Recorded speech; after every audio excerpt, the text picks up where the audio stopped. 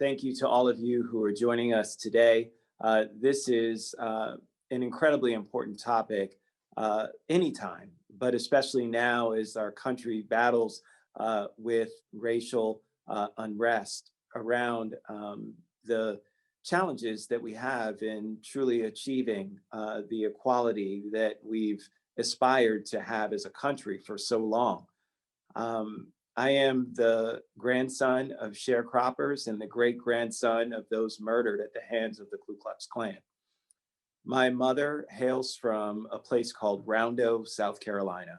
It's a small community not far from Walterboro.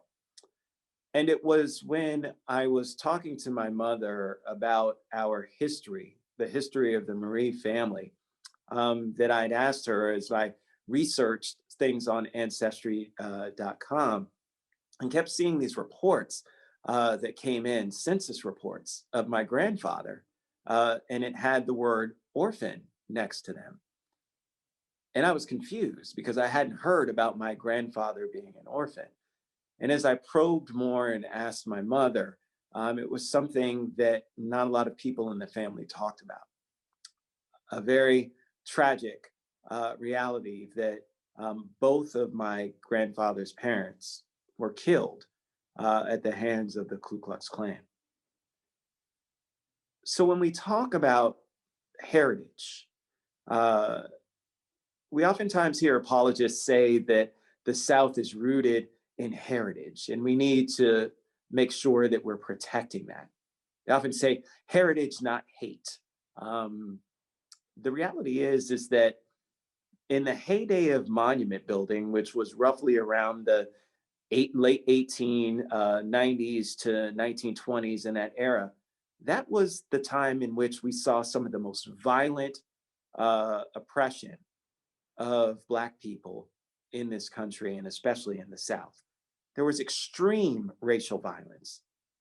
Black people being burned alive, dragged into the streets and beaten, bloodied, left there to die for everyone to see. And people would applaud and cheer as these things happened. At the same time as all of this was happening, we saw all these monuments that were being erected in these areas. And it's interesting because it was one of those that really symbolized to the people there as artifacts of the hatred that folks had for people who looked like me. To put up those monuments at the same time, understanding that what they fought for was the ability and the freedom to treat those who looked like me as a lesser than, to ensure that they could kill as they pleased without any sort of repercussion, and then to erect the monuments that stood for the fact that, yes, indeed, we will continue to believe this, we will continue to profess this, we will continue to make sure that we still have that power. And while the civil rights movement gave us some sort of advances, it didn't eliminate those monuments that stood in the place to say where people's hearts truly were. And so as a Black man who would oftentimes go to South Carolina, I would see these constant reminders of where it was that we were. And it would remind me that where we are right now is not where we want to be. So when people say that they want to see a monument removed, folks think about it as, well, this is just a case of folks wanting to revise history and erase some of the darker incidents in our past. I will tell you that they serve as artifacts of hate. People in communities of color see these as constant reminders of the pain, of the tragedy, of the travesties. But it's more than just that. It's also a symbol that these things should still be allowed to continue. It's seen as a symbol to say that it's okay that these things happened. And oh, by the way, this was a better time for us when we could make decisions about this and didn't have to worry about what government said or what anyone else said. We knew the right things to do when it came to how we treat people in our community. The modest progress that we've made in terms of eradicating racism and hate, and I say modest because we have seen it rear its ugly head again in the recent riots that happened at the Capitol, in the violence that has been perpetrated all across this country as people protested just to say simply that Black Lives Matter. It's interesting that it elicits so many sorts of vile responses when a person's just trying to say that their life should matter. The responses that folks have about, well, yeah, all lives should matter, and those kinds of things, when nobody said that all lives shouldn't matter. We're just saying that it's very clear, based on what it is we're seeing in the direction that this country's headed in, that we want to make sure that people understand that Black Lives Matter. So when you have these statues, these monuments that are out there that are saying that, you know, when you erect a monument, you're saying that that's something that you're proud of, that you have pride in. You have pride in killing people. You have pride in orphaning children. You have pride in beating people in the streets without any form of due process, alleging that they committed some sort of crime. You have pride in treating people less than they deserve to be treated, as an equal. That's not pride, folks. That's oppression. And so each of these monuments, from a young Black man who came from the rural roots of South Carolina, sees each of these as a monument of oppression, as a way to continue to try and keep us down and to profess that the ways of the past were better than where we are right now. So I'm very, very, very happy to be introducing Mr. Kevin Levin, because I am anxious to hear about his thoughts about our Confederate monuments. I know that all of you who are on this Zoom are also anxious to hear from him, and I look forward to the questions and discussion. So Mr. Levin, I'm sorry, take it away. Hi, everyone. Thanks so much. Councilman Rice, thank you so much for those powerful words, those eloquent words that really provide sort of the perfect introduction, the ideal introduction to what it is that I want to talk about tonight. I'm going to share some slides in a second. First, I also want to thank the Montgomery History for inviting me to deliver this keynote address. I only wish I was with all of you in person, but this is the next best thing. But it's great to talk with all of you about a subject that I think many of you care deeply about, you're curious about, and it's certainly something that I've spent a good deal of time teaching, talking about, and especially writing about over the last 20 years. I think, you know, one of the things I hear Councilman Rice speaking to is the important point that we are in the midst of a reckoning with our past. We are, over the last 5 years as Americans, have been trying to come to terms, struggling as we always have, coming to terms with some of the most difficult history that defines us as Americans, the Civil War era, the long history of slavery, Reconstruction, and Jim Crow.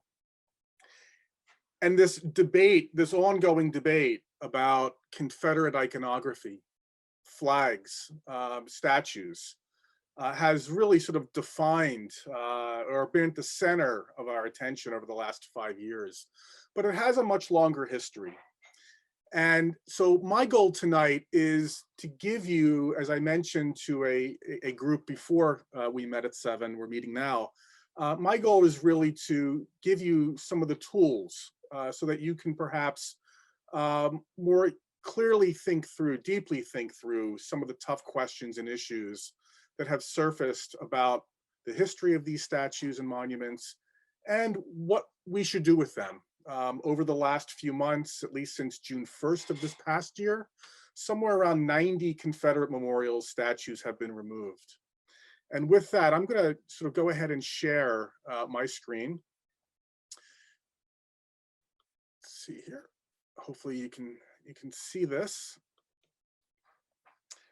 And I want to start with an image that I think all of us know well over the last few weeks, over the last 3 weeks. This is a photograph of Kevin Siegfried carrying the Confederate battle flag through the United States Capitol on January 6th during the insurrection, the attempt to overturn the counting of the votes, the state votes, certifying President Biden as president of the United States. I think many Americans were horrified to see this flag, this particular flag, the Confederate flag, moving or being carried through the United States Capitol. And again, I think it sort of has added or is one additional symbol or moment over the last year that has, again, defined this very divisive, this very challenging debate that we are engaged in. And again, I think this question about Confederate iconography, monuments, statues, flags, is ultimately about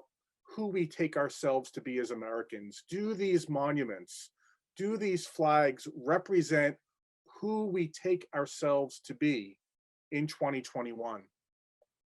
As I suggested a moment ago, this is a very recent development. I don't want to suggest that this is a new debate beginning in 2015. It's one that stretches back over 100 years, but certainly the events of 2015, in particular, the murder of 9 African-American churchgoers in Charleston, South Carolina by this young man, Dylann Roof, served as a catalyst for you in Montgomery County to begin to hold a debate about whether your Confederate statue should remain or be removed.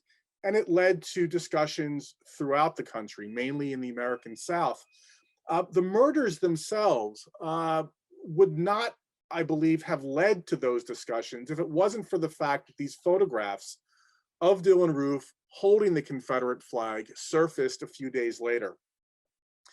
We now know that in the weeks leading up to the murders, Dylann Roof had actually traveled around Charleston, South Carolina. He had photographs of himself taken at Confederate statues. He had one photograph of himself taken at nearby Sullivan's Island. Sullivan's Island sort of overlooks part of Charleston Harbor. It is the entry point for roughly 40% of enslaved Africans that came into the colonies in the 18th century. And so it appears that Roof clearly viewed his actions on June 21st of 2015 as following in a long history, a history that stretched back to the Confederacy itself. He understood, and in this sense, it might sound strange to hear this, but in this sense, Dylann Roof was right about the history. He viewed the Confederacy as a struggle to protect white supremacy and the institution of slavery. He saw himself as following in a long line of white supremacists. And certainly these images led to that first round of removals of Confederate flags, most notably in Columbia, South Carolina, a few weeks after the murders took place, in Alabama, and then of course in communities across the country. And so you began to see the first wave of removals of flags and monuments. And of course, that then stretched into August of 2017. I'm sure many of you remember the violence that took place in Charlottesville, a city that I know well. I taught in Charlottesville for about 11 years, from 2000 to 2011. I know these statues very well, statues of Robert E. Lee, as you can see here. One close by, an equestrian statue of Stonewall Jackson. The Charlottesville City Council had voted to remove them, and this became sort of focal point for the Unite the Right rally in August of 2017. I had former students that were in the crowds that day. It was really a horrifying thing to watch live. And of course, as many of you know, it resulted in the death of one young woman by the name of Heather Heyer. This led to another round. Now, your statue, of course, had come down, had been removed the previous month in July of 2017. But of course, the situation in Charlottesville led to another round of monument removals throughout, again, much of the South, but even beyond the South, as we'll see in a bit.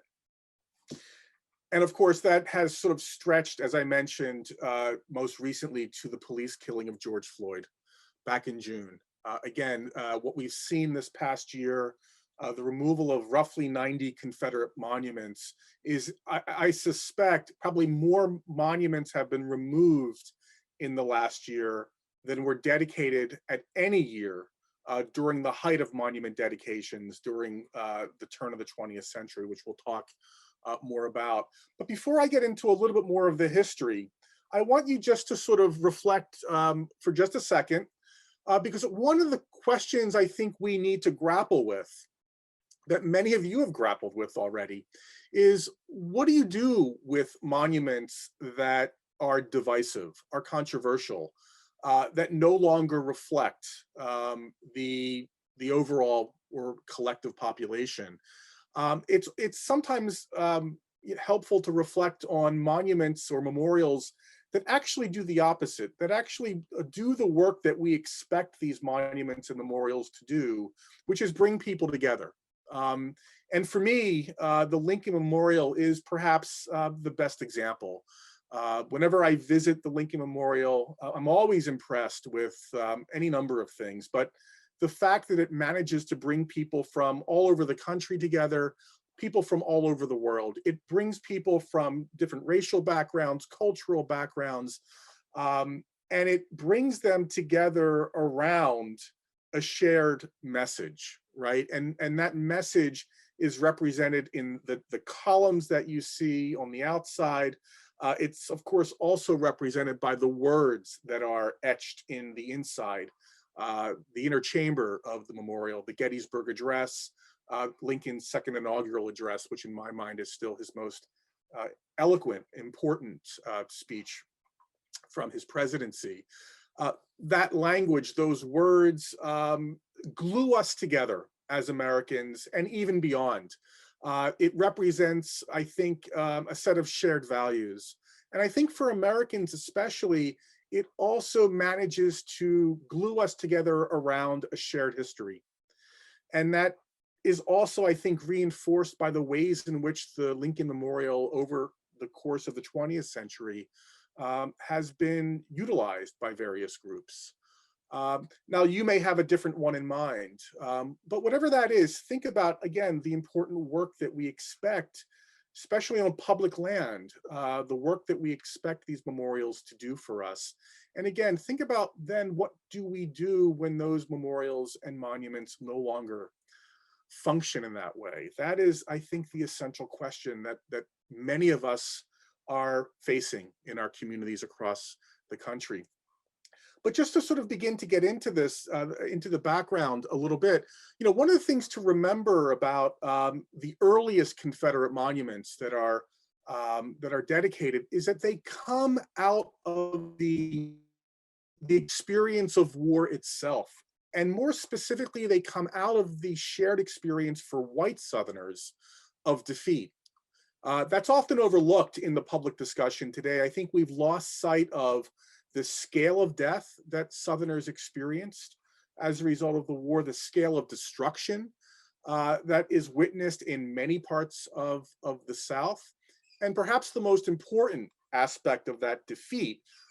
Remember, the Southerners believed that God was on their side, that their system of slavery was justified morally, spiritually, but that they had to deal with in 1865 the emancipation, the abolition of 4 million enslaved people.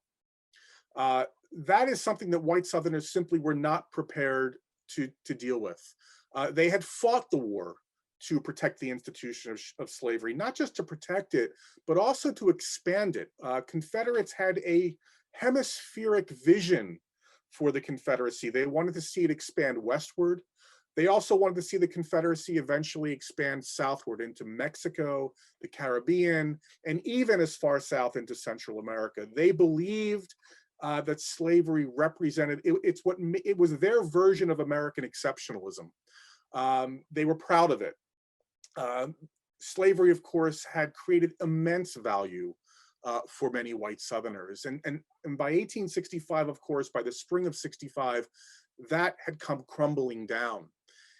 Add on to that the fact that now much of the South is occupied militarily by the federal government, by the military itself, including thousands of Black United States soldiers.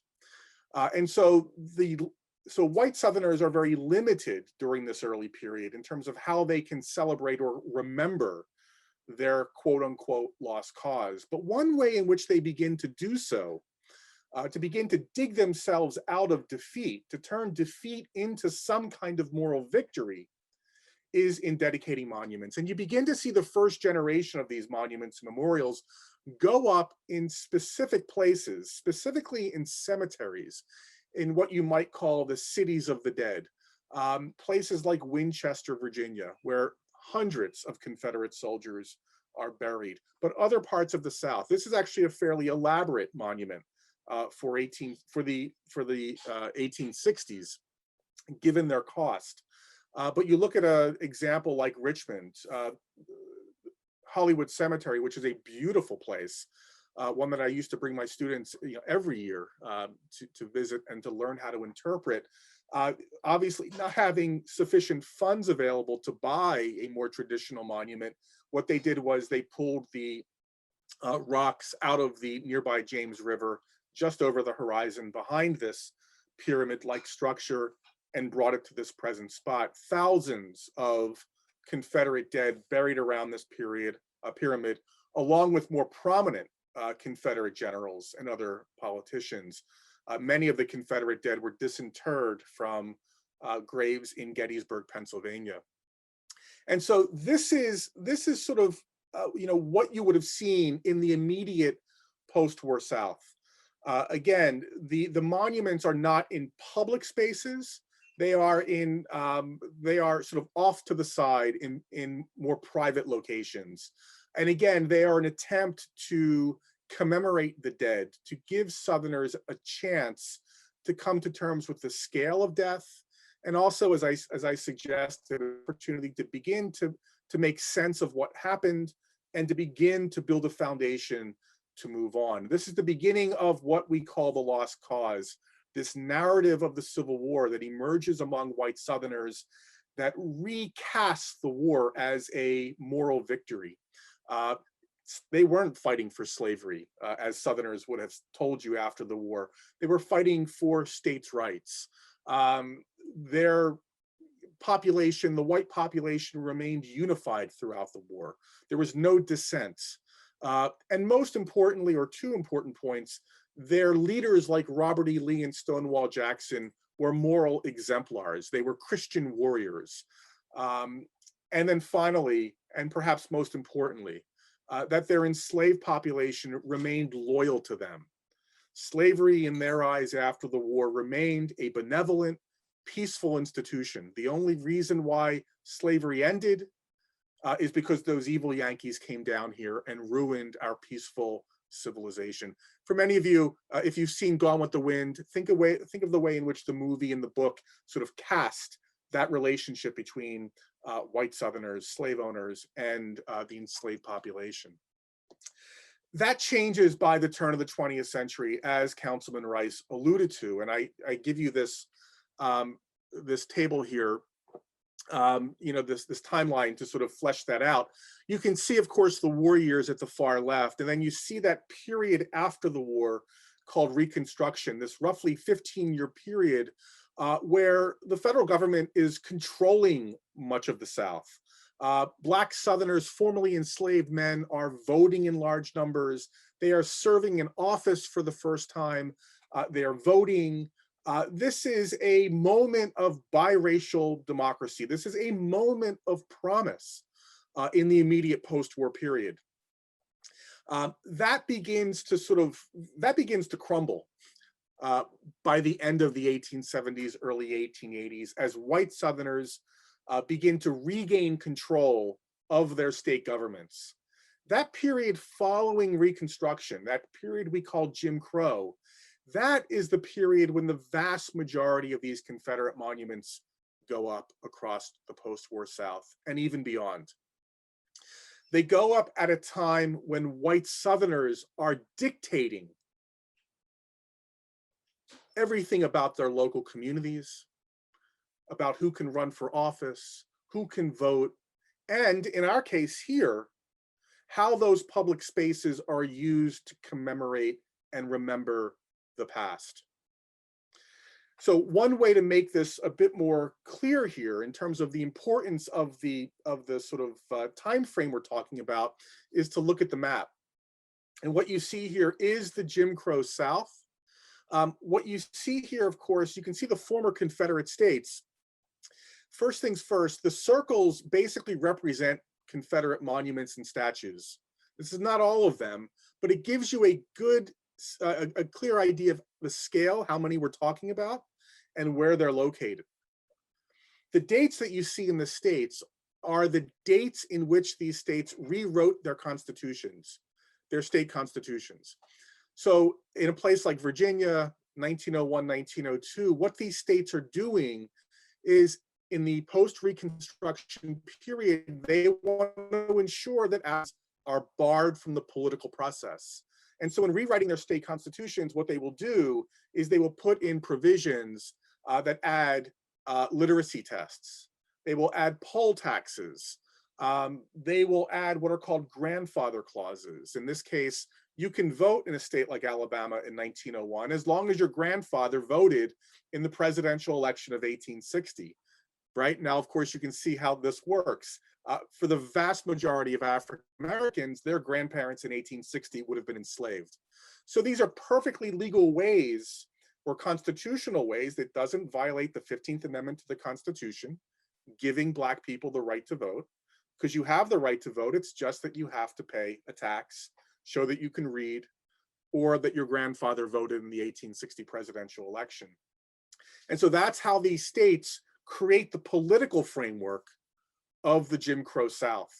Now, what's important here is notice where the circles are, right? And what you really want to focus in on is the brown area, right? These are areas of the South where the local population is more than 50% African American. Now, why is that important? It's important because in 2021, you'll hear people say, well, these monuments no longer reflect the collective values of the community, right? But one of the most important points I want you to see right at the get-go here is that in many of these communities or these counties, from day one, these monuments and memorials never reflected the collective past and the collective values of the community, right? These monuments, memorials are the work of white Southerners to commemorate a past that they chose to glorify, and as a result of doing so, ignoring a past that they viewed as a threat. So there are no monuments dedicated during this period, as you might suspect, to African Americans, formerly enslaved men who may have fought in the United States Army against the Confederacy. There are no memorials celebrating enslaved men and women who engaged in actions that undercut the Confederacy in various ways. These are monuments and memorials that celebrate the Confederacy in a glorified past. And in doing so, they unite white Southerners around their shared past, around a past that they alone can be proud of, and that they all have a responsibility to protect, which I'll talk about in a second. So what kinds of monuments and memorials are talking about? Some of them are actually quite elaborate, right? Take Augusta, Georgia, for example, right? Now, notice, of course, where it's located. This is not a cemetery. So the important shift that takes place during the Jim Crow era, these new monuments are now being located in the most prominent public spaces. You can't miss them. They are designed and intended to be seen. And the other thing, of course, is that they are not shying away from explicitly referencing the theme of white supremacy, right? This is the engraving on the Augusta, Georgia monument. No nation rose so white and fair, none fell so pure of crime.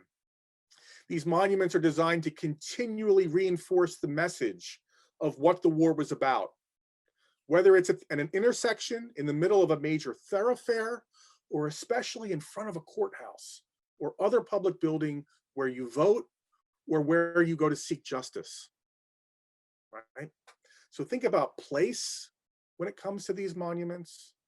Think about how they define space, and think about the messages they constantly are reinforcing for each generation. Another example here, one of the more horrifying examples, I don't mind saying, is the equestrian monument of Nathan Bedford Forrest, dedicated in 1905. This one is no longer there. It was removed a few years ago. But of course, many of you know a little bit about Forrest. He was a wealthy, very successful slave trader before the Civil War, fairly high-ranking general during the war, fairly successful. I always think his exploits are greatly exaggerated in terms of his impact on the war. But his most notorious moment, of course, is April of 1864, when men under his command murdered surrendering Black United States soldiers at a place called Fort Pillow in Tennessee. And if that wasn't enough, after the war, Forrest becomes one of the important leaders of the Ku Klux Klan, a terrorist organization. This is who in a city with a significant Black population comes to define one of the most prominent public parks. So again, think about the ways in which these monuments, these memorials, define the spaces that they were intended for, in which they are located. In my mind, this is the most important Confederate monument of them all. I'll just come right out and say it. This one will more than likely this year in 2021 finally be removed in Richmond on Monument Avenue. This, of course, is the Robert E. Lee Monument, which was dedicated in 1890. About 150,000 white Richmonders and from the surrounding area attended this dedication event. This is in the present-day West End neighborhood of Richmond, a very upscale, wealthy community. This is part of what's called Monument Avenue. There are were four other Confederate equestrian monuments, plus Jefferson Davis and Matthew Fontaine Maury. They have been removed since June of last year. This is the only one remaining of the Confederate memorials. Notice that we're talking about a empty field. There are no homes here, right? In fact, you can begin to see to the left of the memorial or the monument, two roads that intersect in the distance.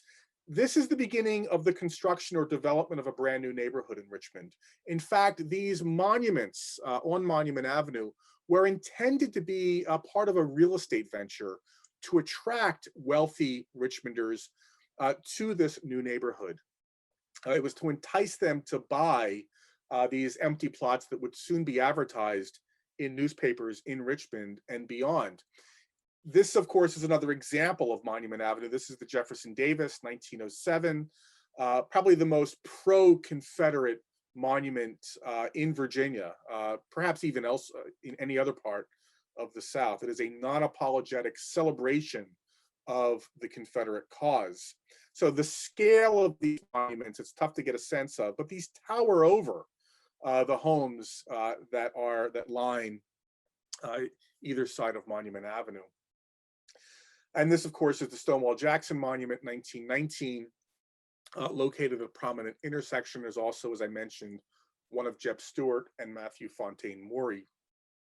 But as I mentioned, this was part of a real estate venture, and you can see how the Richmond newspapers begin to use the monuments to advertise the empty plots that are for sale. And you can see the left, how Jackson is being used. the 1913 date. This means that it's a couple of years before the statue was actually dedicated. But one of the important points that I want to make here is, again, the way in which these monuments, Confederate monuments, come to define segregated space. These monuments did the work of Jim Crow, of laying out where white people live and where African Americans live. And I can be very specific here. I want to, be sort of straight up with all of you. I'm not making any of this up. If you look in the ad on the right to the restrictions, that little box, if you can read it, you'll see it says, no lots can ever be sold or rented in Monument Avenue Park to any person of African descent, right? So again, very explicit as to who was who was envisioned by the developers to eventually live in the shadow of Confederate leaders, right? The most important Confederate leaders. And so that point about Monument Avenue, I think, is a point that can be made about all Confederate statues and monuments, or any monument at all for that matter. Location matters. The location serves to define the space, right?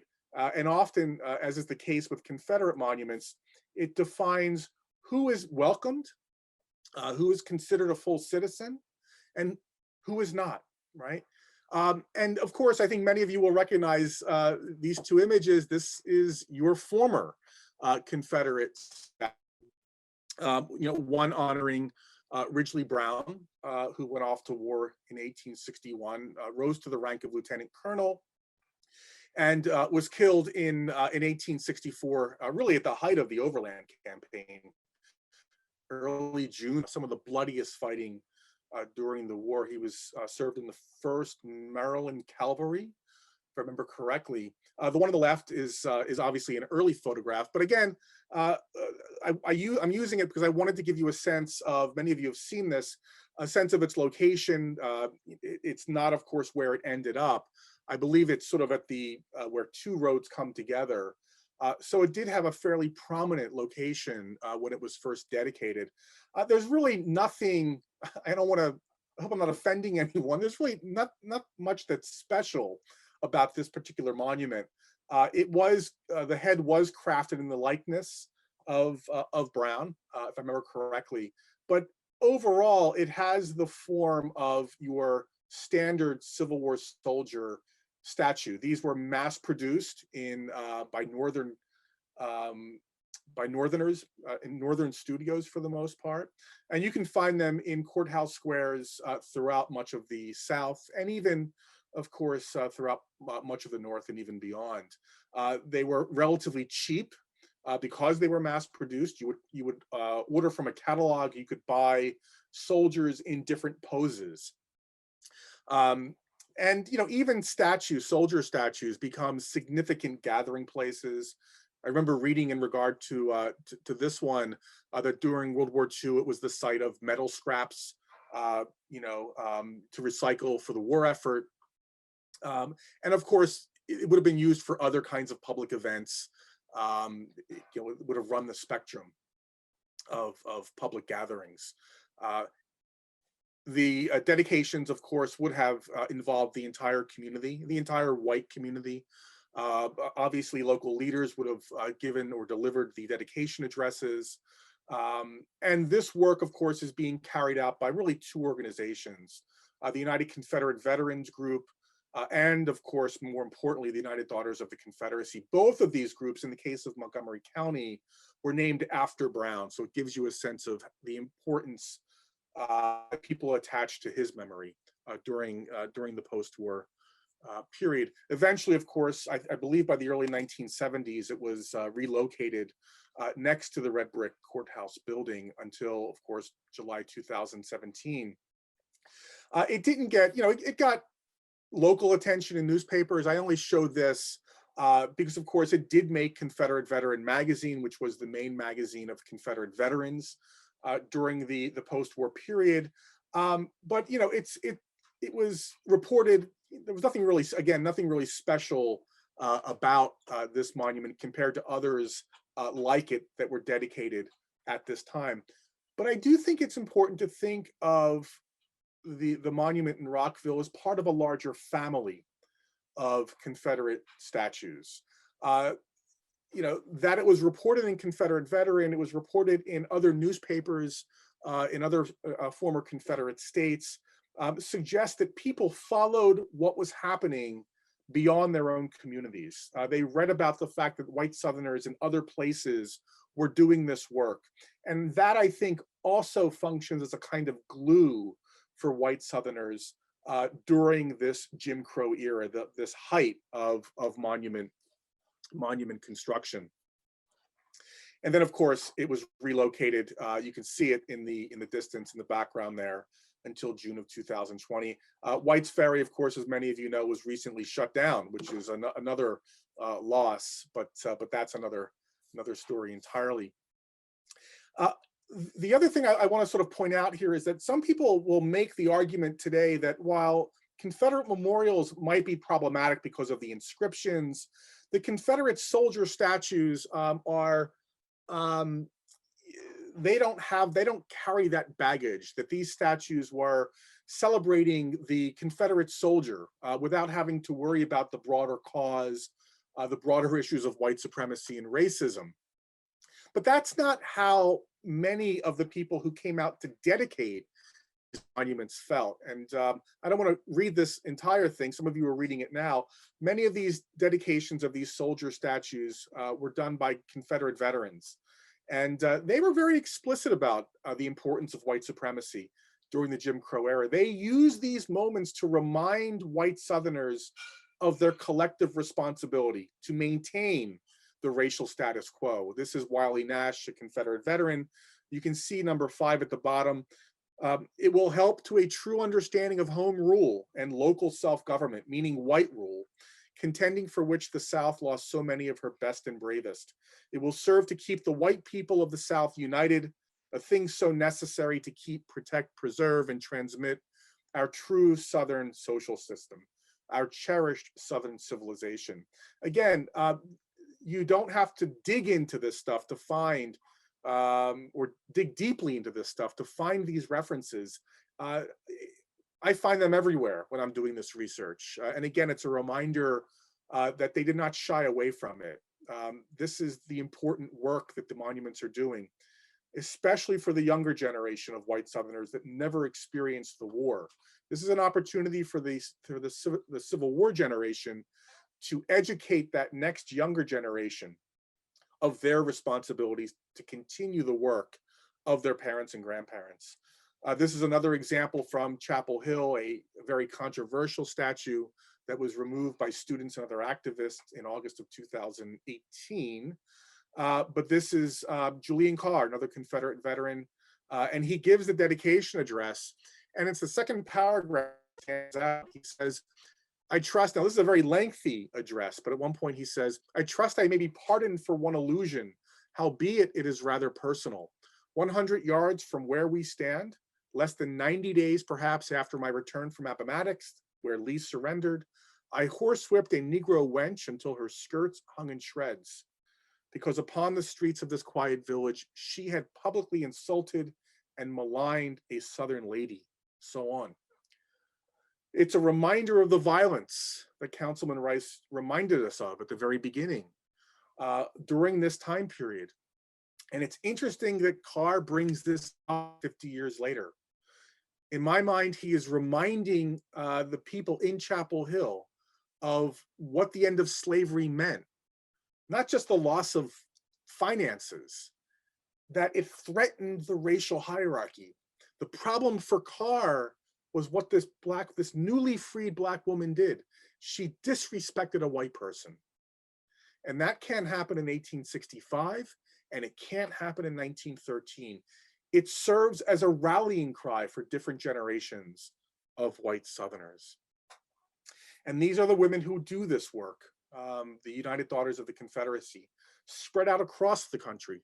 I like this photograph because it's one from Tacoma, Washington, of all places. There was a chapter here in Boston where I live. They even dedicated a monument, a small marker here in Boston in 1963. So it gives you a sense of how widespread their influence was. And real fast, I just want to sort of remind you that although these women get all of the attention when it comes to monuments, their most important work, arguably, is the work they did controlling textbooks for the classrooms. They controlled what textbook students used in grade school, in high school, across much of the country, throughout at least the first 30, 40 years of the 20th century. And this is just an example from one of their guidebooks of what to reject in a textbook. So when we talk about the continuing influence of the Confederate narrative, the lost cause, this is what we're talking about in 2021, right? Some of you, if you're old enough, maybe remember using a textbook that may have been influenced by the ladies of the United Daughters of the Confederacy. Now, this doesn't mean that African Americans did not maintain their own memory of the war. They did. They weren't able to put up monuments. They don't have the political control. They're not voting. They're not running for office. But they have other ways of passing down these narratives, a very different narrative of the war, the one that celebrates the end of slavery, that celebrates the roughly 200,000 African Americans who fought for the United States to save the Union and end slavery. One of my favorite pictures of any photograph from this time period, from Richmond, Virginia, annual Emancipation Day celebration down Broad Street. You can see at least 3 generations of African Americans parading, and that youngest crowd right there at the center is a reminder that they would have been shared. They would have learned these stories in their schools, or they would have heard the stories from their parents and grandparents from the Civil War era. They're still engaged in the transmission of memory during this time. And even people as prominent as W.E.B. Du Bois, one of the great civil rights workers, advocates, he of course understands what these monuments are about, right? I'll leave that to you to sort of peruse that text. So African Americans are always engaged in countering these monuments. This is not something that started in 2015. Some people will say, well, this is just Black Lives Matter. This is just people making trouble, taking advantage of the political atmosphere.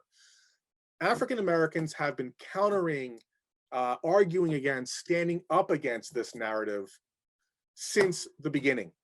It's nothing new. And that's an important point, I think, for us to understand tonight. Not being able to dedicate your own monuments, if you're African American, is that it leaves Confederates or former Confederates the opportunity to do it themselves. And when they do it, they butcher it. They mythologize it as they mythologize the rest of it. They don't commemorate brave African Americans who fought against the Confederacy. They celebrate the faithful slave, as this monument in Fort Mill, South Carolina, that may not be standing for much longer, right? You can read the dedication address there for yourself. More prominently, of all places, Arlington National Cemetery, the largest monument in the entire cemetery, dedicated in 1914 by the UDC.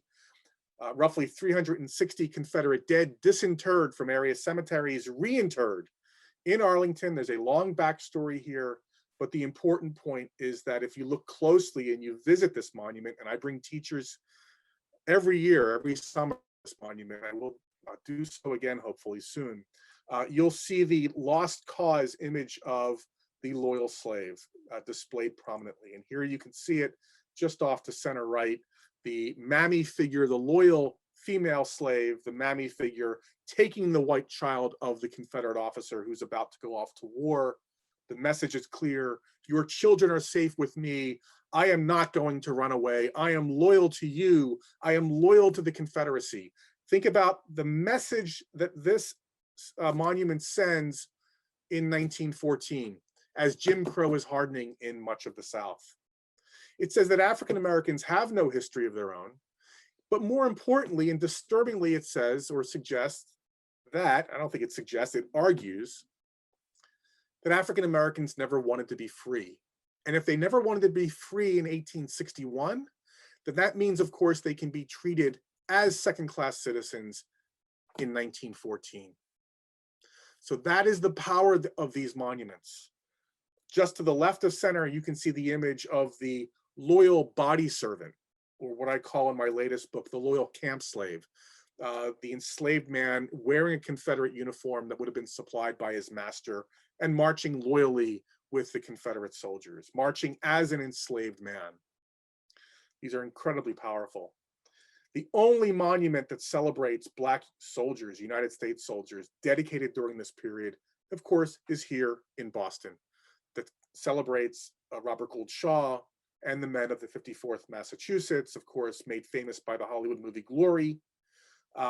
First Black regiment raised in the North in 1860.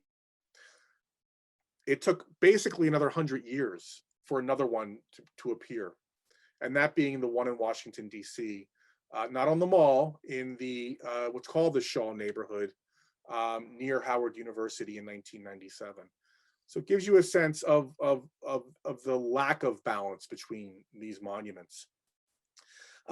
Where we are now, I'm going to close up because I want to get to questions. Where we are now, of course, is where I started. And that, of course, is with the fact that we are, I think, finally really seriously coming to terms with at least the placement of these monuments. The history, of course, I think we're dealing with that as well as part of this. But it's really sort of the impact that these monuments hold for many people, especially African Americans. And you can see here's the Lee Monument once again in Richmond. This is Lee on the left before June of this past year. This is the Lee Monument since June of 2020. It has become a protest site. It has become a political rallying place. It's become a memorial site. You can see those little signs that memorialize African Americans who are victims of police violence in Richmond and beyond. It has been, as I mentioned, a place where people give political talks, voting rallies, voting drives take place. In the spring of last year, African Americans were coming out in large numbers to take graduation photographs. You'll find bands playing there, or would have found bands playing back in the spring. Two ballerinas, African-American ballerinas, turned the base of the monument into a stage. And then what's most remarkable is at night, somebody had the good sense of setting up a projector and turned the Lee Memorial into a place that now commemorates African Americans, like Frederick Douglass, like the late Congressman John Lewis on the left from Georgia. But you would have also seen George Floyd, Harriet Tubman, and other prominent African Americans projected. I would argue that more African Americans have visited this site since June of 2020, probably compared with all of the years going back to the dedication in 1890. And it's on state property as opposed to the other statues, which are city-owned. And there's a pending lawsuit, but it looks like this one is soon to be removed. Fencing went up just the other day, so there's something might be afoot. But I think it's a perfect place to end, because I think it forces us to think about where we go from here. Because I think in Richmond and other communities, including Montgomery County, you also have to think about, well, what should replace the monuments that are removed? How do we turn some of these sites into places that are welcoming for everyone in the community, that represent the collective values of everyone in the community and the collective past of the community as a whole? And those are some tough questions, and hopefully we'll have some time to talk about that further. So thank you for listening. I hope I didn't talk too long, and I look forward to answering some of your questions. I think, Matt, should I leave the slide presentation up just so we can go back if we need? Yeah, let's leave it up for now. Okay. We'll just leave it up. And first of all, Kevin, thank you. This is such a heavy topic. And as Councilmember Rice is indicating, thanks for giving this. And it's an issue that we're dealing with. We don't have monuments like this in Montgomery County anymore, but it's something that still is very near and dear to our hearts, is dealing Yeah. with this. Yeah. I know Matt Logan has some questions. I'm going to take a slightly different approach to the questions. I'm not going to click answer live on any of the questions.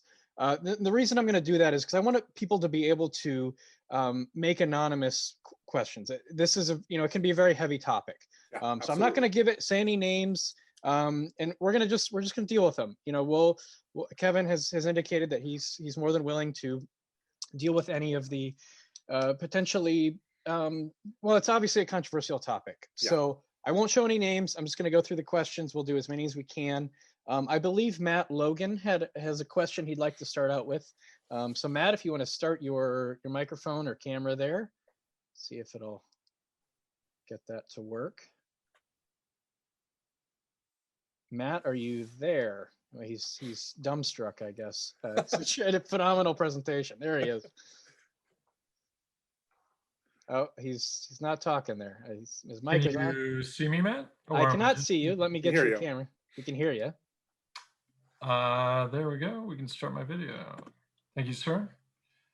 Kevin, can you hear me? Oh yeah, go ahead. Okay, good. Well, as Matt mentioned, we do not have a monument any longer.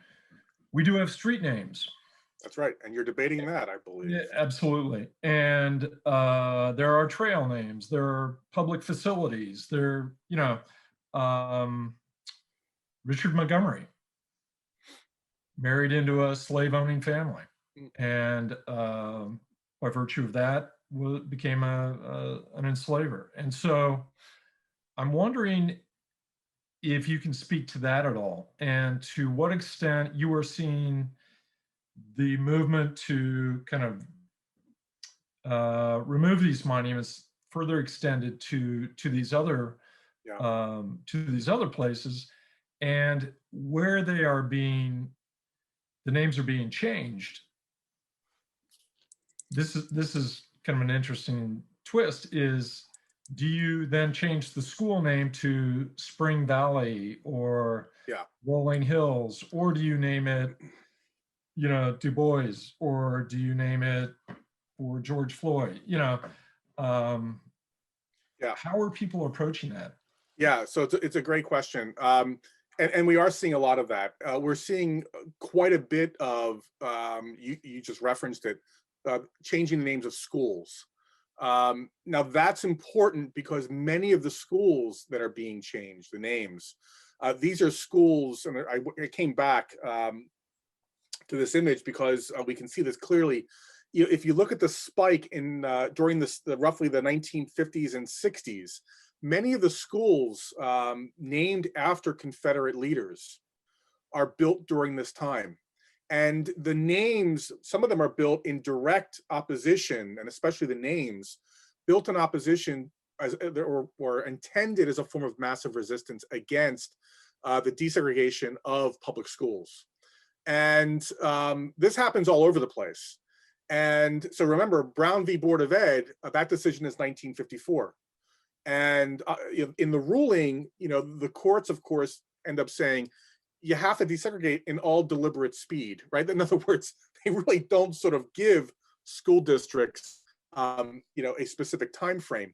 So this gives districts the opportunity to begin to maneuver to sort of counter it. And one of them is a kind of symbolic maneuver, and that is to defy what they believed is another example of federal intrusion, right? Just like they believed the Civil War was about, into how they manage schools and education. So a lot of those school names go up during that time. It's part of resistance against civil rights.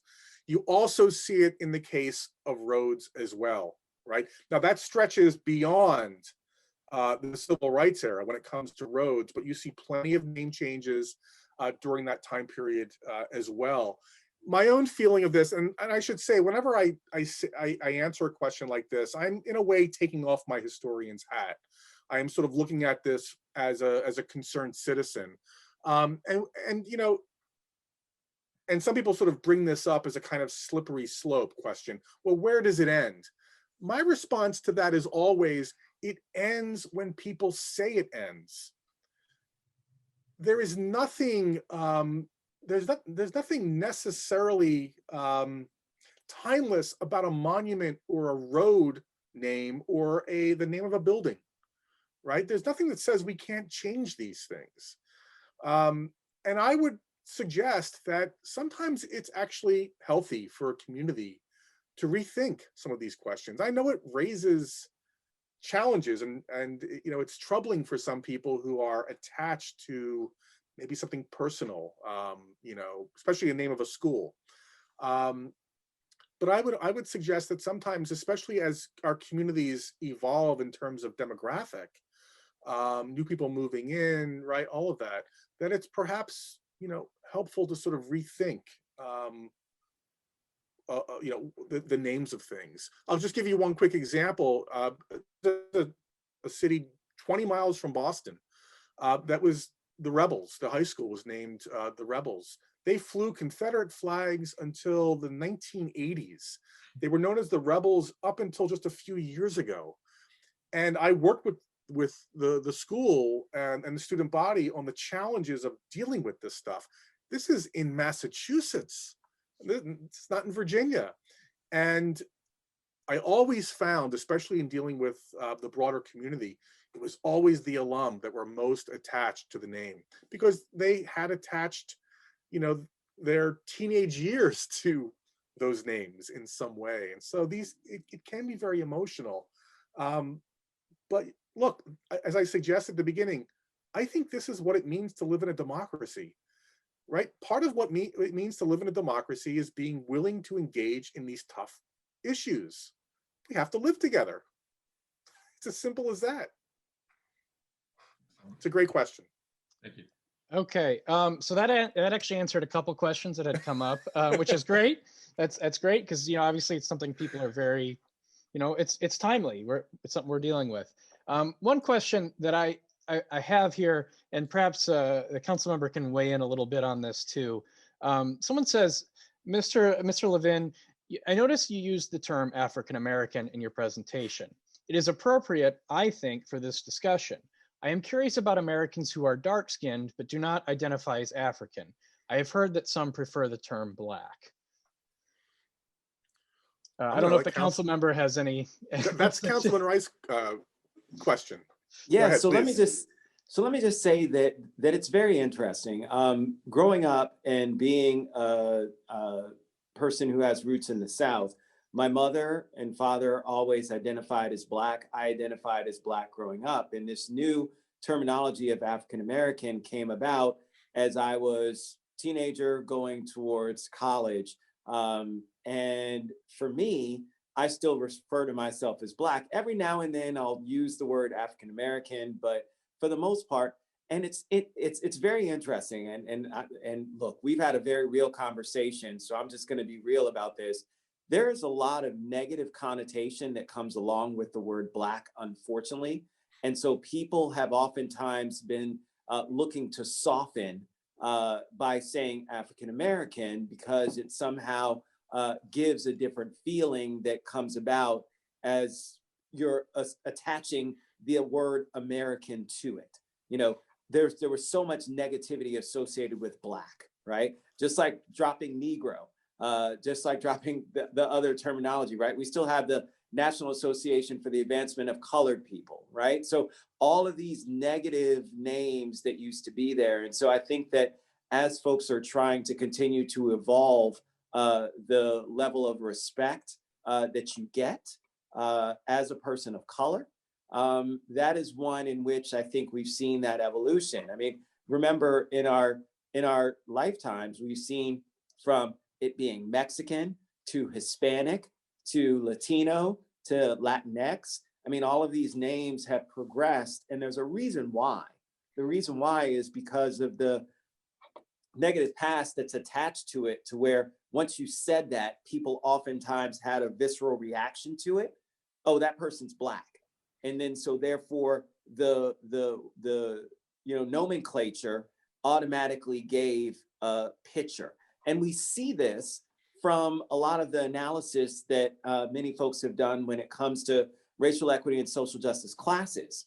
And when you ask, describe what a person who is Black is and the characteristics, and they'll list what that is. And then they'll ask a separate study group, describe what a person who's African American is and list those. And those lists are different. It's truly amazing. And so that's one of the reasons why I unfortunately, we see this transition between Black and African American, but it is not something that is offensive for many people of color, especially those who are Black or identify as African American. I think that it's one where it's just folks are trying to kind of engage with that softer sort of feeling that they know people get from having the word African American and that visualization versus Black. So. Okay, thank you so much, Council Member. All right, we're going to move right along. Again, if you have any questions, use the Q&A button, and we do have a couple that have come in. Just real quick before we go on, I just want to thank Mayor Jeffrey Slavin of Somerset for his support of this this session. Thank you, Mayor, for stepping up and being part of this. And also, I believe you were recently inducted into the Hall of Fame, so congratulations on that. Okay, on to the questions. Someone says, comments about the veneration of slave owners, in parentheses, and rapists like Jefferson, Washington, etc., by way of monuments. So basically, they're just asking, what are your thoughts about that? I assume what they're asking is versus. So we have Washington, obviously, who is the father of our nation, I see. but there's obviously issues with his past. So can you comment a little bit on that? Yeah. So yeah, and I think this also touches on sort of the slippery slope argument. Some people will argue, well, where does this end? Are we taking monuments of the founding fathers down? So I think there are a couple ways to get at this. Look, I don't mind admitting that I do think that we can draw a distinction, between Confederate leaders that fought to destroy the United States for the purposes of establishing an independent slaveholding republic, and people who certainly benefited from the institution of slavery, but also, of course, are recognized for establishing the United States, which of course also reinforced and made possible the continuation of the institution of slavery, as we all know. And so, so I think that distinction can be maintained. At the same time, as I suggested earlier, I don't have a problem with engaging in a debate about a statue to a founding father. It may depend on the form of the statue itself. Let me give you an example. There's a statue of Abraham Lincoln, the Emancipation Memorial or Emancipation Group. This is located in Washington, D.C., just east of the Capitol building. Many of you, of course, may have seen it this past summer. It was the center of some controversy. There's a copy of it, or there was a copy of it here in Boston, because the sculptor was local. It was dedicated a few years after the one in DC. You can look this up. Many of you have seen it. The memorial is Lincoln hovering over an enslaved man who is unshackled and about to rise up as Lincoln is holding his hand above him, right? Lincoln, of course, is also holding a copy of the Emancipation Proclamation. So this was dedicated in DC in 1876. Now, it's a statue of Lincoln. It's also a statue of emancipation. It's also, for many people, a very problematic depiction of enslaved people, right? Although it is the first time an African-American or formerly enslaved people are depicted in a monument in American history. This copy in Boston was removed just a few weeks ago. And we held discussions about this, commissions have to deal with this. And I remember listening to one woman, an African-American woman, describe what it's like to walk by this memorial every morning with her young son. And every morning her son would ask, they would stop at it, and the son would look up at the mother and ask, why is that man who looks like daddy kneeling in front of that white man? When I listened to that, when I heard that comment, it was done for me. It was over. The debate was over, right? If we expect one thing from our memorials, is that they don't cause harm. And this one certainly does, right? I suspect to many people. Now it's a statue of Lincoln. So, you know, we took down a statue of arguably the most important, perhaps after Washington, right? It always goes back and forth. The most important president in the United States history, right? So it may also depend on the form of the monument itself. It may depend on where the monument is located. Maybe a statue of Thomas Jefferson on a plot of land that has a certain history is no longer appropriate once we learn more about that property or that landscape. So I think we have to be willing to have those discussions. But here's the thing. I mean, in the end, I don't see any strong push to remove monuments and statues of founding fathers. Maybe one or two have been removed. But I think the landscape is pretty much intact. But again, I do believe that we should be willing to have those discussions, as difficult as they might be. So thanks for the question. Okay, moving right along here. Let's see. The statue celebrating the Confederacy in Arlington Cemetery. Is there any discussion of its removal? Also, does this monument indicate that Confederate soldiers are buried in Arlington Cemetery?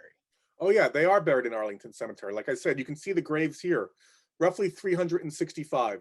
Now, why is that important? Well, it's important for a number of reasons. Remember, Arlington is established during the war itself in 1864 as a final resting place for, for Union soldiers, right? Both black and white. The earliest African Americans, both who served as soldiers, but also hundreds of contraband, enslaved men and women who flocked into the DC area from Maryland, from Virginia and elsewhere. Many of them are buried in what's called Section 27 of Arlington. Now, if you just go to Arlington without any plan and you're just wandering around, you'll eventually come across this memorial. You can't miss it. You more than likely will never see Section 27 because that was a segregated section. It's the far off corner. It's actually right next to, you can see the Marine Corps Memorial right outside the gate. So you're on the far, I'm not sure, east or west end of Arlington. And most people will never see it. So think about that contrast.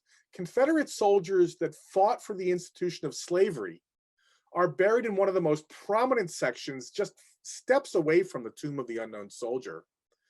And African-American soldiers are buried in a far off corner that very few people will ever see.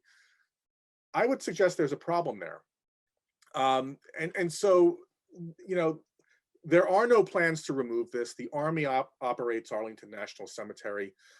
They do a fairly decent job of interpreting this particular memorial. As you might expect, they have faced backlash about this particular memorial over the last few years, and I think they have done what they can to try to deflect. But it's obviously very difficult, but there's no sense that this is that we're moving toward removal of any kind. I think it's going to be there for the foreseeable future, although anything can happen. If you had asked me a year ago, do I think that the monuments on Monument Avenue would be removed within a year, I would have looked at you, I would have laughed at you, I would have said you're crazy. So I guess anything can happen, but wouldn't put money on it. Okay. Next question I have here. Someone says, have the state constitutions rewritten in 1890 to 1910 been rewritten again to remove the voting suppression? Yeah, and obviously the civil rights federal federal laws, the Civil Rights Act, the Voting Rights Act, obviously that, along with a number of court cases, that overturned many of the state constitutions. So a lot of that was erased during the Civil Rights era. There are other lingering issues when it comes to certain aspects of some of those state constitutions, but that would take us into the wee hours of the morning. But the major problems, were dealt with during the Civil Rights era. Okay. The next attendee says, is there any place else in the world where the vanquished have been allowed to commemorate their defeated heroes? I get that question a lot. It's a good one.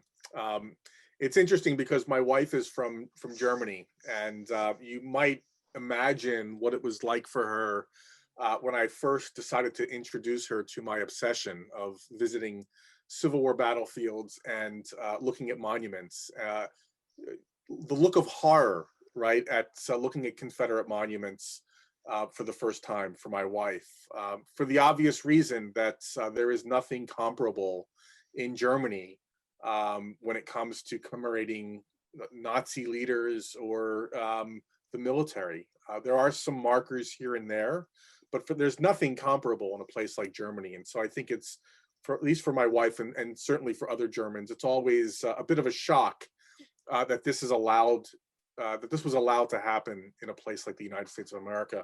I really don't know of other examples that are comparable to what was allowed to happen in the United States. And, that fact, I think, is, is something worth trying to wrap your head around and acknowledge, at least. Okay. Someone says, I've heard that erection of these monuments was something of a compromise to avert a second civil war at the time, to sort of relieve some social pressure that looked like it was headed in that direction. Is this true? No, I've never seen that in the evidence. It's an interesting idea. The closest I can get to that is, and I think maybe one way of understanding why our commemorative landscape is so littered with these monuments, is that they certainly helped to reinforce and deepen what you might call sectional reconciliation. So especially by the early 20th century, there is this push to bring the family back together, right, around that table. One way you do this, of course, is by remembering a war that doesn't include anything that's going to divide you again. So what does that mean? It means that Confederate veterans and Union veterans can meet on the old battlefields like Gettysburg and come together around shared values. They were all brave on the battlefield. They fought for their respective causes, even though we're not going to talk about what they were. So trying to sort of create a kind of shared past among white Americans is part of that sectional reconciliation. And certainly I think, and maybe this is where the question was really what's really getting at. Certainly some of these, and this is a great example, the one we're looking at, certainly some of these monuments and memorials were seen at the time as a way to bring white Americans from North and South back together. And so if you had tried to put up a memorial like this in the 1880s, that never would have happened. It just could not have happened. Anchor that still existed between North and South. Reconstruction had just ended, etc. But coming out of the Spanish-American War in 1898, we defeat Spain. Northerners and Southerners fight together overseas. By the early 20th century, some people viewed the memorials as a way to bring the country together again. And that's actually why this was allowed on Arlington, into the cemetery. The president, I believe it's Taft, actually started the ball rolling. McKinley continued it. In fact, it's McKinley who, during one of his election runs, so I'm trying to think, I don't know the dates exactly. He travels to the South, and at first he promises that the federal government will take care and manage Confederate cemeteries that hadn't been done before. Only cemeteries the federal government would oversee were Union cemeteries. And so McKinley, as a way to gain favor, if you will, and also to encourage this reconciliation, actually was willing to work with the UDC and other groups to help make this possible. So I think that's one way to perhaps make that point, that these monuments did serve that reconciliation, which was never complete. That doesn't mean that Confederate veterans and Union veterans were all lovey-dovey all the time. Many of them remained very bitter. And obviously for African Americans, this process of reconciliation was extremely problematic because, and there's no better example of this than Frederick Douglass. So if you want to read a wonderful book that really does give you a sense of the 19th century, pick up a copy of David Blight's new biography of Frederick Douglass. It won the Pulitzer Prize. It won every prize in the field of history. It's a massive book, but it's an absolutely wonderful read. And Douglass's voice is so important in the post-war period because he understands that you can't really have reconciliation without justice. And he lives until 1895. And so he watches everything that he had worked for really begin to crumble by the end of his life. It's actually quite sad. So I hope that helped in some way, that response. Okay. No, that was great. I do have a question for the council member, if he can turn his microphone on at least, if he's still there. He is. Okay, perfect. All right. So for Council Member Rice, any views on enslaved person versus slave, not using owned but just enslaved, etc.? Great question, and something that we're actually struggling with on so many levels, right? So how we're going to depict history, and I've been looking at some of the Q&A and some of the chats around markers versus commemorative areas where we have plaques that talk about something historical that happened. We're actually trying, and we're doing this right now in Montgomery County. We're in the midst of doing a project to where we are marking significant spots where things have happened in this county to make sure that we can recognize the history of those areas and capture the events that happen. And part of our struggle has been, do we use words that are appropriate for the particular time in which the event happened? Or do we use words that we know are going to be appropriate for the current time that we're in? Because if we use the word colored for something and a person walks up to this, reading this, are they going to feel offended? If they see slave versus enslaved, how are they going to feel about these? And these are very difficult things in which we're working with focus groups right now throughout the county, working with our local NAACP for Montgomery County and other historical groups to really figure out. And what we've started to lean towards is making sure that when it comes to that specific time period, with the exception of some certain words, we want to be as accurate as possible as to, in that particular instance, what was the reference. Similar and akin to what we've seen at the African American Museum of History and Culture in DC, who has different references based on different time periods of what folks have been referred to as. And so we're following that same sort of ideology. So just wanted to share with you, that's a really important question because it's something that we're undertaking right now and looking at trying to use the time-specific appropriate language referring to whether folks were slaves, whether they were referred to as colored or black or whatever the case may be at that particular time frame. Thank you. That was a fantastic answer. All right, Kevin, I've got a couple of questions that I think are very, well, I mean, they're all great. This one in particular, these several in particular, ask, where is there a place to put Confederate monuments that have been removed? Do they, I don't want to say do they deserve a place, but are they important enough that we shouldn't just completely destroy them? What are your thoughts on that? Yeah, it's a great question. And I think it's one of the tougher questions that communities have to deal with. So I should start off by saying I think these decisions need to be made. I don't think there's a solution for every community or one solution. I think communities have to make these decisions based on local factors. I do think there is an opportunity in some places to reinterpret, you know, perhaps in a museum setting. I think, however, some communities that have debated this or have seriously given that consideration think of it as a solution, that by placing it in a museum, it will somehow take the edge off whatever public debate has taken place, right? In other words, that museums are neutral places. And in this case, I don't think they can be.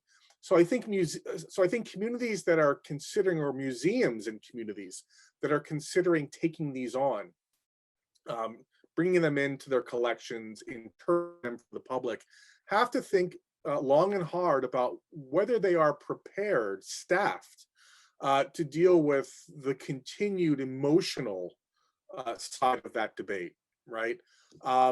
Because I think for some members of the community, they may not see its relocation in a museum or even some other part of the community as a viable solution. Certainly, you could see Montgomery County as an example. White's Ferry turned out not to be, well, at least for the people who took it, a solution, right? The fact that it was still visible, right, on private property was still problematic, obviously, to some people. Some have suggested perhaps a large-scale park on the scale of what we've seen in, well, at least in some European countries. Some former communist bloc countries have created sort of parks for their former statues. Whether that can work in the United States, I'm not so sure whether that's feasible, but that is something that's also been discussed. I think for a lot of communities right now, they need to take time. I think storage, at least for those communities that have chosen to remove them, for now is perhaps the way to go. It might be best to wait for wait for things to settle down. And I think they have to a certain extent. Now, whether, if the Lee statue memorial in Richmond is moved or taken down, if the two large equestrian memorials are removed finally in Charlottesville, that may be another catalyst for another round of removals elsewhere. But I think it's okay for some communities just to place them in storage and just step back, give it some time, maybe a year, maybe 2 years, right, to figure out whether or not there is a solution moving forward in terms of some future type of display, right? There are examples of communities that have done this. In Dallas, a large equestrian statue of Lee was actually taken to a private golf course. Some monuments have been relocated to cemeteries so that they're more out of the way. So we'll see how that plays out. I think there are a lot of considerations that need to be addressed, in these communities. Okay, and I'm trying to get through my goal is to get through hopefully all of these questions. Yeah. And I know we are past the 8:30, but I think Kevin had mentioned that he's more than willing to continue to talk, and sure. I'm all in on this because this is such an important topic. Absolutely. So again, if you've sent in a question, I'm working on getting to them. I've had a couple people ask, and I'm going to kind of combine a couple questions because they all kind of have the same intent. Someone asks, do you see any distinction between Confederate markers at burial sites versus public spaces versus Civil War battlefields? So that's a really good question. And it's come up. It came up this summer, especially in reference to Gettysburg.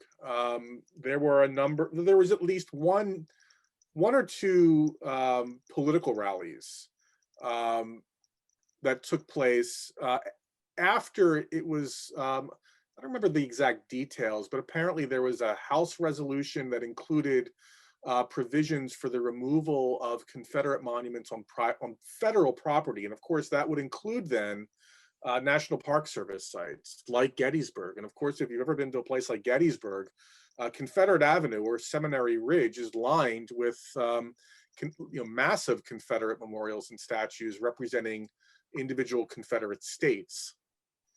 And so I think in response to that, there was at least one major rally that took place over the summer.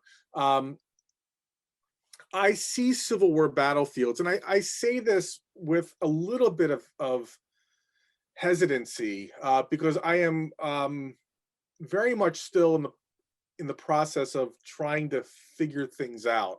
My overall view of Confederate monuments has definitely evolved over the years. If you want to look it up, I wrote a piece for The Atlantic a couple of years ago that you can find, which I sort of talk about this.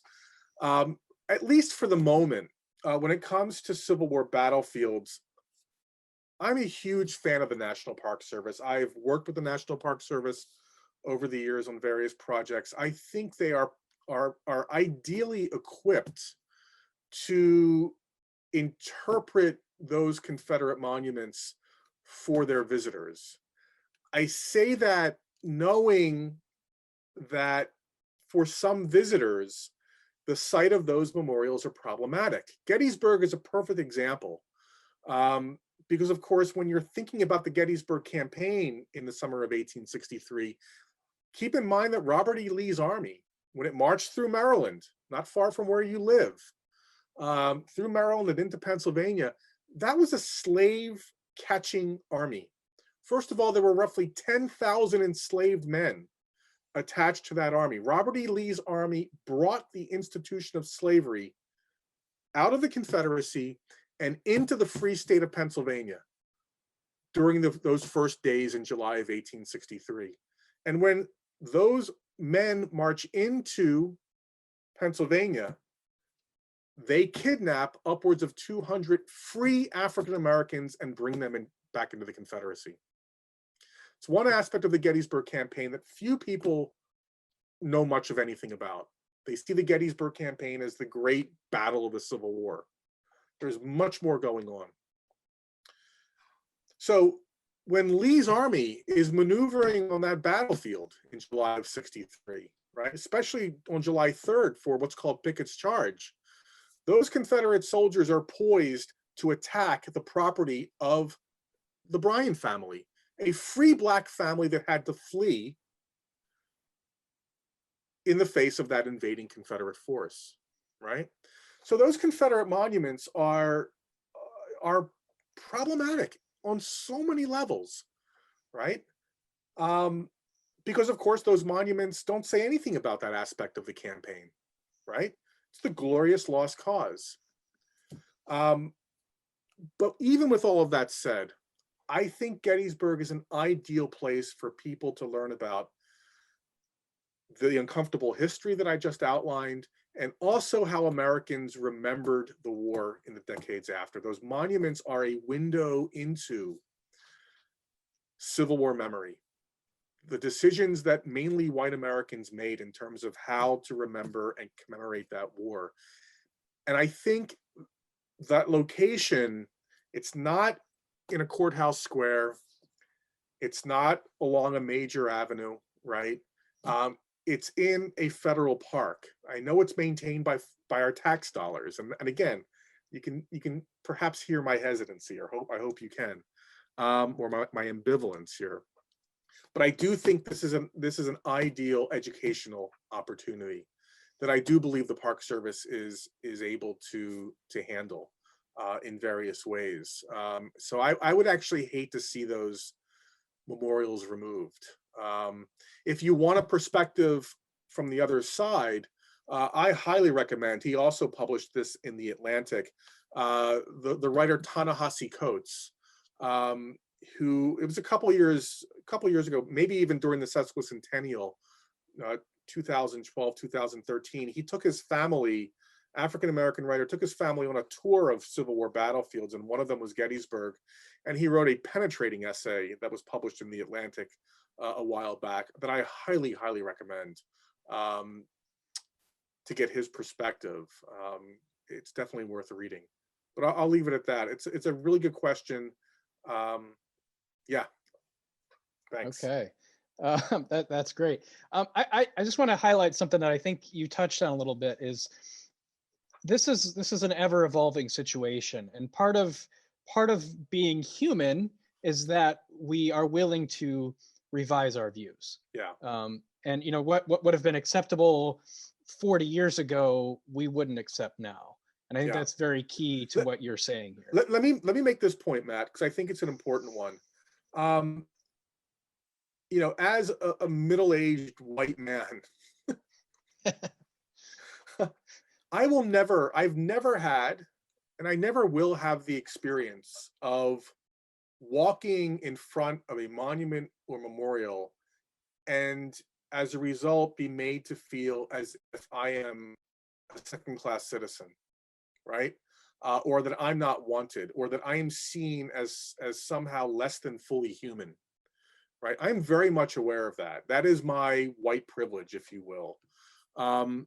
And so that is, as opposed to years past, that is very much sort of not just on my mind, but takes priority when it comes to evaluating how people view these things and obviously what to do about them. We have to be willing to step outside of ourselves and see things from other people's perspective. Absolutely. Okay. Kevin, I'm going to interrupt you just a little bit. We have former county executive Isaiah Leggett, who is here, and he'd like to make a few comments. And I feel that that's a great thing to have, because obviously that was very central to his terms as county executive. So I'm going to promote him to a panelist to let him talk a little bit about that. So if everyone bear with me just a moment while I get that set up. Just a moment here. Let me see if he's able to rejoin as a panelist. Ike, if you're there, Mr. Leggett, if you're there. Yeah, I'm here. Okay, fantastic. All right. Thanks for joining us. First of all, let me acknowledge what a wonderful presentation. I found it to be quite informative, and I learned something each and every day and throughout the evening. Let me also reflect on the history aspects of all the things that you're doing throughout this entire week. It has been quite informative. I had not intended to say anything, but I think I'm going to reflect upon just one small aspect of what was stated, because I had an instrumental role in making certain that happened, and that is the removal of the statue from Rockville. That is the seat of county government. That was a very difficult decision for me. It was difficult because I did not want to create a greater debate around this that would reflect very negatively within the community and cause greater division. But I had some very strong feelings about it because, as you know, I'm a product of the South, from Louisiana, and I've studied the Civil War quite extensively. In fact, I just finished reading a book on Sherman. And I would say that my decision to remove the statue was somewhat unusual. It was a singular decision. I did not request approval from Councilmember Rice and my colleagues on the county council. I had no monies in the budget outlined to do it. There was no public discussion. I just decided that the interests of safety, because the statue at that time had been vandalized on a number of occasions, that the best thing to do was to move it. And how would I going to go about doing that without having all those approvals I've just described? I simply decided in essence of public interest and safety, just to remove it. I did it early in the morning without any kind of public acknowledgement about it. As I indicated before, I did not consult with the county council. I did not consult with the monies necessary in the budget to do so. And I moved it to Ferry. It was an early morning decision that no one knew about it until basically it had been completed. I did not want to destroy that statue. I thought that it should have some recognition, just simply not on public land in such a viable place. And I thought we had found an ideal location for it. But unfortunately, years later, a year or two later, I think it received some level of vandalism. So I wanted to simply put that in that context because those decisions are being made by elected officials all around the nation. And I wanted to make certain that my leadership and my role in removing the statue was clearly explained. As I indicated before, it was a singular decision and not the way I normally make decisions. But I thought in this case, it was the appropriate thing to do. Thank you. Fantastic. Thank you so much. That's we're really honored to have you with us. I'm going to go ahead and put you back into the attendee role there. Kevin, did you have any thoughts on that before we move on to the next question?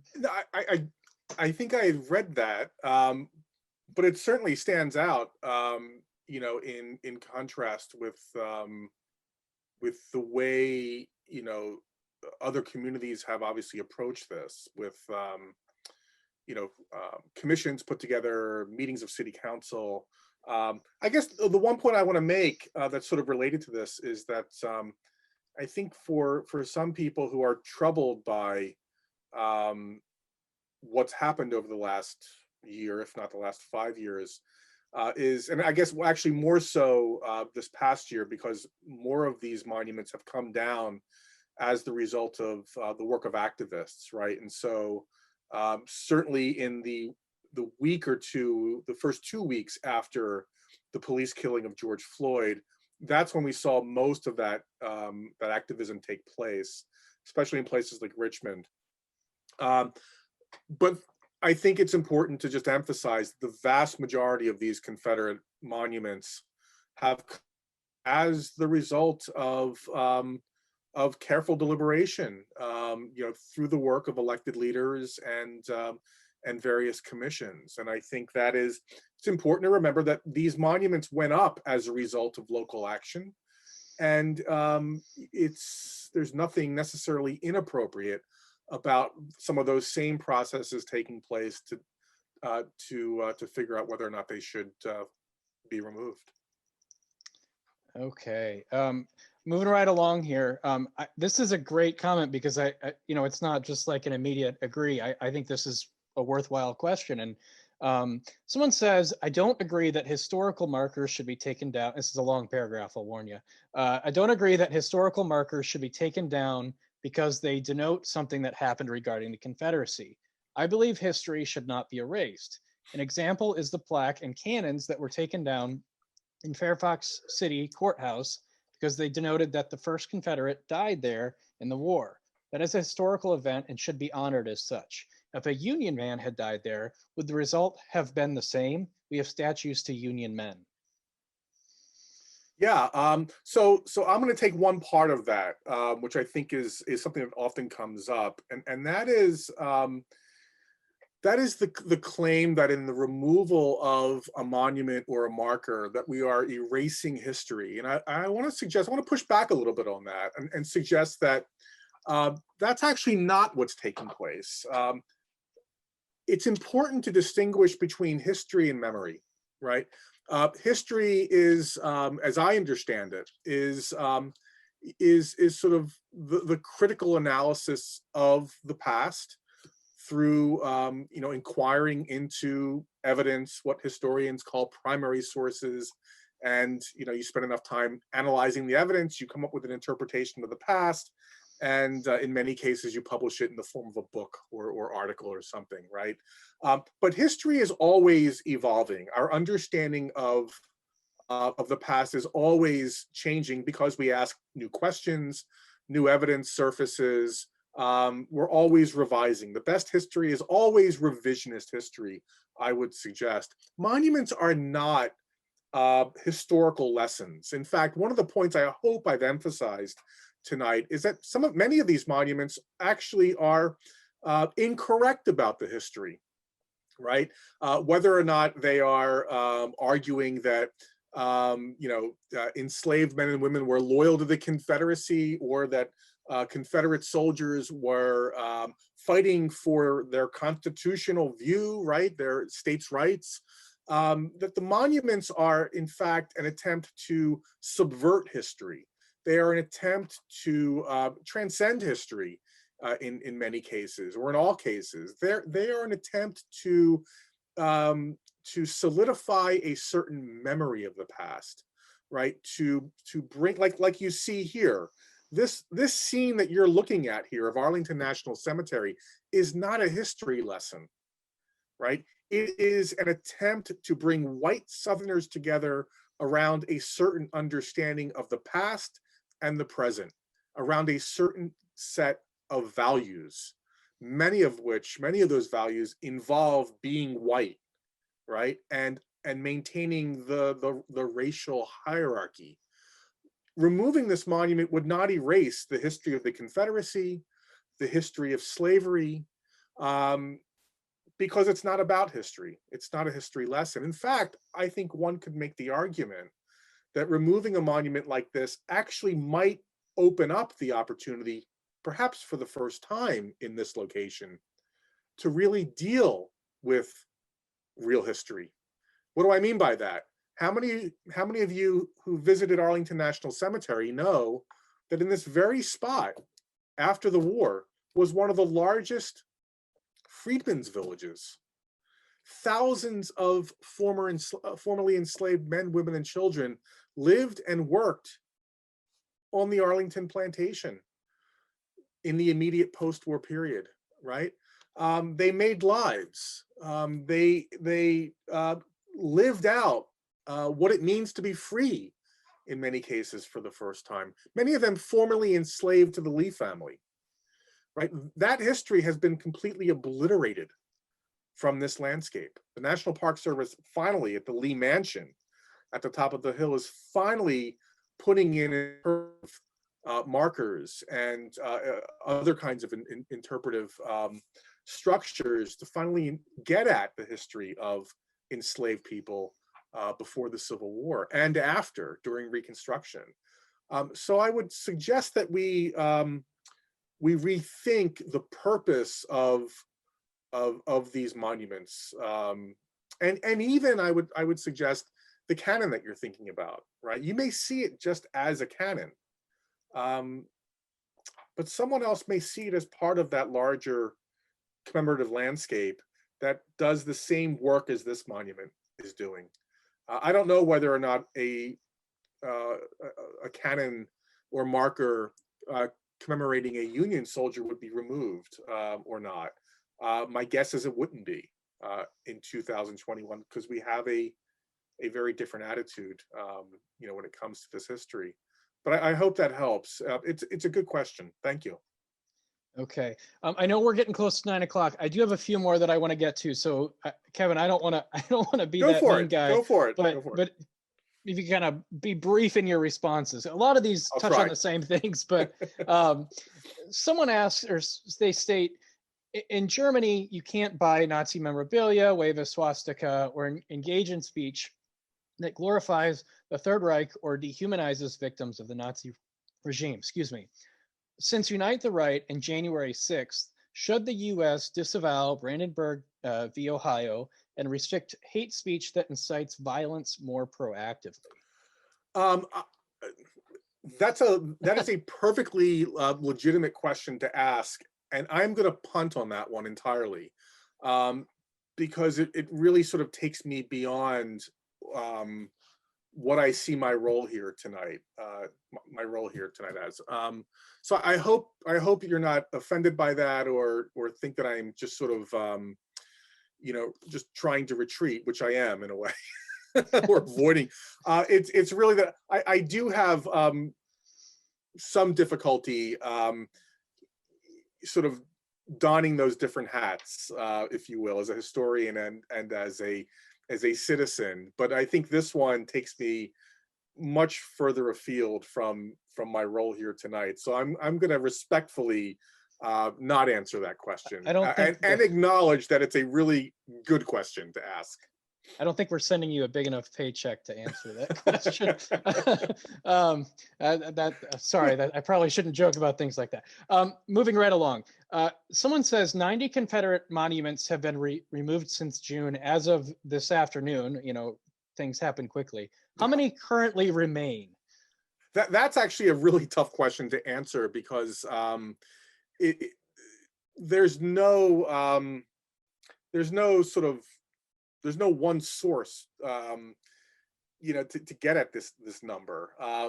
The Southern Poverty what's it called? The Southern Poverty Law Center. Law Center, yeah. Yes. Go to their website. They number it, I believe, somewhere in the neighborhood of 1,500. But of course, we're talking about monuments like this, memorials, small markers, plaques, and they're everywhere. Like I said, remember the UDC is they are doing this work in throughout most of the country. You'll find a small plaque. I don't think they removed it in Portland, Maine, of all places, in a church, because Jefferson Davis visited Maine I believe in the 1850s. I don't remember exactly what year, and he prayed. He spent time at a church on a Sunday morning, and they marked his presence with a plaque that he sat in a particular spot. Now, do you count that, right? So we don't really have. There's no one number. It's really tough to pin down. But definitely try their website. I believe they'll give you a number of somewhere around 1,500. I think the other number I've heard in terms of monuments, memorial statues, maybe 700 to 900. But it actually raises an important point, and that is that even with all of the removals that we've seen over the past 5 years, right, the vast majority are still in place. And will remain in place for the foreseeable future. So, it's pretty much just it's a significant dent, but let's put it in perspective. Okay, I'm going to have to wrap things up. There's several more questions, and they're very good ones. I think people are probably getting to the limit of what they can handle here. Two quick things from you, Kevin. First of all, do you have any suggestions for further reading, or if somebody else had any questions, where do you suggest they go, whether that's you or someone else? So I'll give you just a few things real fast. So my personal website, I've been running a website for about 15 years called Civil War Memory, and the URL is cwmemory.com. And if you go to the menu on the homepage, you'll see a link that says projects. And when it takes you to that page, you'll see a link that says Confederate Monument Resources. And I give you all kinds of things to read for teachers, for just if you're interested in the history, op-eds, videos, all kinds of things. There are a number of really good books that you can read. I would suggest the historian Karen Cox, COX. Her earlier book is called Dixie's Daughters, which is a wonderful, relatively short book about the United Daughters of the Confederacy. And she has a brand new book coming out in March or April of this year called No Common Ground.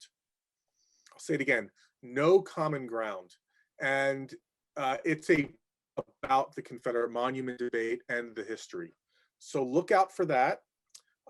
If you want, I'll give you one more. If you want a really readable, I mentioned his name once, one of my favorite historians, very readable book about just Civil War memory in general, covers the monuments, just a sort of sweeping overview of this subject. It's David Blight, Blight, and the book is called Race and Reunion. You can get it in paperback. It is, that book is the reason I do what I do. I'll put it in those terms. Okay. To give you a sense of what that book means to me. Okay. Well, I'm going to wrap it up. It is after 9 o'clock. Before we go, I just want to let everyone know please join us again on Saturday morning. We will be having someone from the Montgomery County Parks Department to talk about the new Josiah Henson Museum. Again, a very significant local aspect and we're really excited about that. Those of you who have purchased single session tickets, we do have, and you would like to upgrade to attend those, reach out to us at History Conversation, or sorry, that's the other one, History Conference at montgomeryhistory.org, and we will help you upgrade your ticket. And then I think that's going to be about it for me. Kevin, any last closing thoughts? Anything you didn't get to say that you feel like you got to say? No, nothing. I think I said everything. I just want to thank everyone for just their attention and for the wonderful questions. I love doing this, and I really appreciate it. This has been a lot of fun. Well, again, thank you so much, Kevin. I love your book. I enjoy following you on Twitter. But with that, I'm going to wrap everything up. We'll see everybody back at 9:30. Councilmember, did you have a comment or anything that you needed to? Okay, you're just applauding. Okay. No, I just again thank you very much, and to Mr. Levin, you are absolutely amazing, and thank you very much for what you've done. This was a great conversation. And I applaud everybody who came on and had the courage to have the comments, questions that they did, because that's the way we move forward, by having these very difficult conversations. So I applaud each and every one of you, and thank you.